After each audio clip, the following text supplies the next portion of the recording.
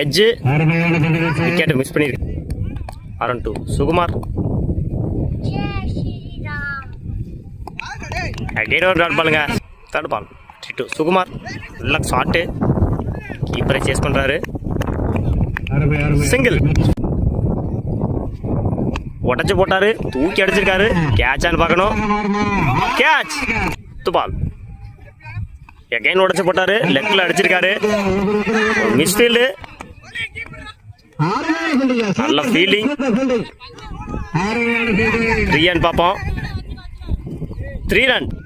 Last one. தூக்கி அடிச்சிருக்காரு. கேட்சான்னு பார்ப்போம். 2 ரன் ஓடிருக்காங்க.